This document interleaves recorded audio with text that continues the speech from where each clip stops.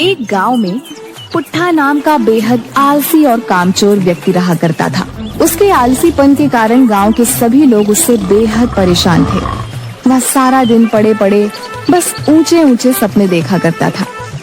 आज भी वो एक खेत में एक पेड़ के नीचे आंखें बंद करके लेटा हुआ था कि तभी खेत के मालिक चौधरी की आवाज उसके कानों में टकराई। यहाँ क्या कर रहा है पुट्ठा? तुझे मैंने यहाँ काम पर रखा है या आराम करने के लिए? हैं? कौन है भाई जिसने मुझे सपनों से जगा दिया? अरे अपनी सोई हुई आंखें फाड़ कर तो देख, मैं हूँ इस खेत का मालिक। अरे आप हैं चौधरी जी? ये क्या, अभी अभी तो आकर लेटा हूँ चौधरी जी। क्या आपके खेत में काम करके कुछ देर आराम भी नहीं कर सकते?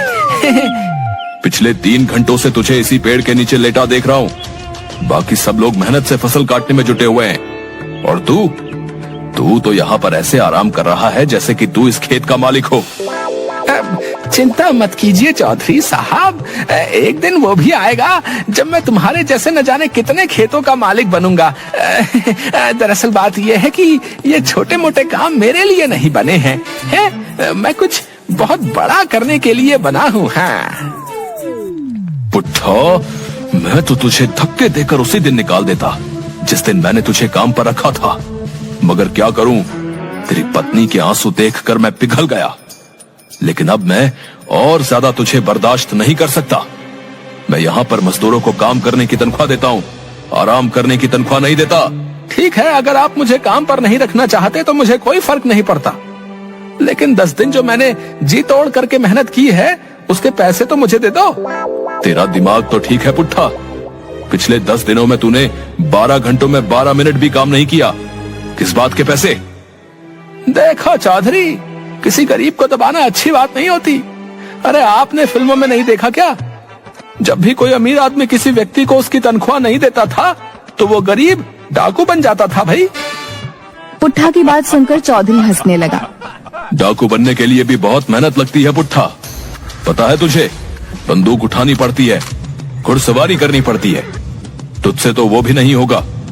इससे पहले कि मैं तुझे धक्के देकर यहाँ से निकाल दूं, सीधी तरह से यहाँ से मेरी आंखों के सामने से दूर हो जा। चौधरी का गुस्सा देखकर पुट्ठा डर गया और चुपचाप अपने घर चला गया।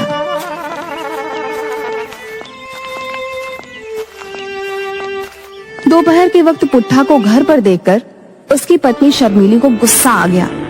अरे इतनी जल्दी काम से कैसे आ गए? तुम्हारा काम तो शाम को खत्म होता है ना? चौधरी ने मुझे काम से निकाल दिया। काम से निकाल दिया? लेकिन क्यों? अरे मैं उसके खेतों में 10 मजदूरों के बराबर जी तोड़ मेहनत करके काम कर रहा था। कुछ मिनट पेड़ के नीचे आराम करने के लिए क्या बैठ गया है, वो बुरी तरह से भड़क गया। हे भगवान, बड़ी मुश्किल से तो चौधरी के सामने आंसू बहाकर तो तुम्हें काम दिलवाया था, लेकिन तुम्हें वहाँ से भी निकाल दिया गया। आखिर तुम्हारा ये आलसपन कब जाएगा? कब तुम कामचोर से एक मेहनती इंसान बनोगे? गांव की सारी औरतें मेरा मजाक उड़ाती हैं।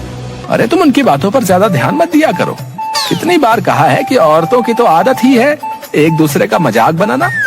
तुम्हें अपनी पत्नी का मजाक उड़वाना तो मंजूर है, लेकिन काम करना मंजूर नहीं है। अरे और पत्नियों को तो शिकायत रहती है कि उनके पति उनके साथ ज्यादा समय नहीं बिता पाते। तुम्हें तो खुश होना चाहिए शर्मिली कि तुम्हारा पति तुम्हारे हमेशा आसपास रहता है। इस तरह से तुम्हारे आसपास होने से मुझे क्या फायदा? इससे तो अच्छा तुम गायब हो जाओ। रसोई घर में कल रात ही आटा खत्म हो गया और राशन भी बिल्कुल नहीं है। मुझे कोई मतलब नहीं है, कहीं से भी लाओ पर राशन लेकर आओ। मैं राशन कहाँ से लेकर आऊंगा शर्मिली? चौधरी ने मुझे 1 पैसा भी नहीं दिया। पैसे काम करने के दिए जाते हैं, आराम करने के लिए नहीं दिए जाते। जो भी हो, मैं तुम्हें काम पर लगवाते लगवाते तंग आ चुकी हूँ। जाओ किसी से उधार मांग कर लाओ या डाका डाल कर लाओ, लेकिन आज तुम्हें महीने भर का राशन लेकर आना है। उसके बाद तुम महीने भर आराम से चाहे तो सोते रहना, मैं तुमसे कुछ नहीं बोलूंगी। और सुनो, राशन लिए बगैर घर में घुस मत जाना। इतना कहकर शर्मिली ने वहाँ रखा चाकू गुस्से से उठा लिया। ये क्या कह रही हो शर्मिली? मैं तुम्हारा पति हूँ, क्या तुम मुझे मारकर विधवा बनोगी? इससे तो अच्छा मैं विधवा ही सही रहूंगी। कम से कम मुझे सुकून तो होगा कि मैं विधवा हूँ, मेरा पति मर चुका है। शर्मिली का गुस्सा देख पुट्ठा तुरंत बाहर आ गया और बड़बड़ाते हुए बोला, हे भगवान, बच गया आज। ये शर्मिली को आज क्या हो गया? आज तो मेरी खैर नहीं। आज तो शर्मिली ने साक्षात काली का रूप ले लिया। लेकिन मैं राशन कहाँ से लेकर आऊंगा? गांव के हर व्यक्ति से तो मैं उधार मांग चुका हूँ। कोई तरकीब तो निकालनी पड़ेगी, नहीं तो आज शर्मिली मुझे नहीं छोड़ेगी। हाँ। तभी शर्मिली अंदर से चीख कर बोली, बाहर खड़े मत रहो, महीने भर का राशन लेकर आओ। जाता हूँ। पुट्ठा तेजी से बाजार की ओर चल दिया।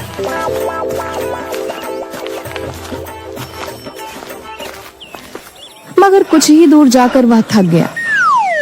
कितनी गर्मी है, मुझे तो थकान सी महसूस हो रही है। एक काम करता हूँ, किसी पेड़ की छाया में बैठकर थोड़ा आराम कर लेता हूँ। हाँ, और वहीं बैठकर कुछ सोचता हूँ कि ये राशन पानी का जुगाड़ कहाँ से किया जाए। पुट्ठा एक पेड़ के नीचे जाकर आंख बंद करके लेट गया। तभी उसके कानों में किसी साधु की कड़कदार आवाज टकराई। उठ जा कामचोर, यहाँ क्यों लेटा है? पुट्ठा ने देखा कि एक साधु उसे गुस्से से घूरे जा रहा था।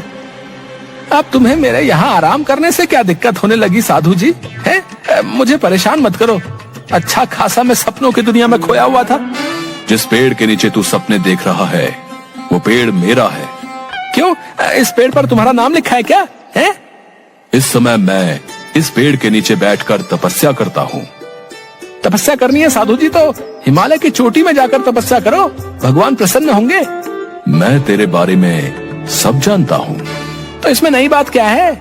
मैं इसी गांव का रहने वाला हूँ, वो तो सभी जानते हैं। मैं जानता हूँ कि तू इस वक्त क्या सोच रहा है। पुट्ठा उठकर खड़ा हो गया। क्या सोच रहा हूँ बताओ? तू सोच रहा है कि तू महीने भर का राशन कहाँ से लेकर आएगा और कैसे लेकर आएगा। अरे आप तो वाकई बहुत पहुँचे हुए साधु हैं, लेकिन इससे मुझे क्या घंटा फर्क पड़ता है? अरे मन की बात है तो बहुत से साधु बता देते हैं, पर मदद कोई नहीं करता। पुट्ठा की बात सुनकर साधु मुस्कुराते हुए बोला, अगर मैं तेरी मदद करूंगा तो क्या तू मेहनती बनेगा? जब तुम मेरी मदद करके मुझे धन दौलत दे दोगे तो मुझे मेहनती बनने की क्या जरूरत है?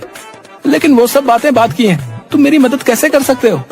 पुट्ठा की बात सुनकर साधु ने अपना हाथ हवा में घुमाया कि अचानक एक मुर्गी साधु के हाथ में आ गई। अरे साधु जी, आप तो जादूगर भी मालूम होते हो। ये जादू नहीं मूर्ख, सिद्धि है। तुझ जैसा आम इंसान नहीं समझेगा। अब मेरी बात को ध्यान से सुन। इस मुर्गी को अपने घर ले जा। क्या साधु जी हैं? इस मुर्गी का भला मैं अचार डालूंगा? अरे मैं और मेरी पत्नी तो शाकाहारी हैं। मूर्ख व्यक्ति, पहले मेरी बात तो पूरी सुन। ये मुर्गी रोज एक अंडा देगी।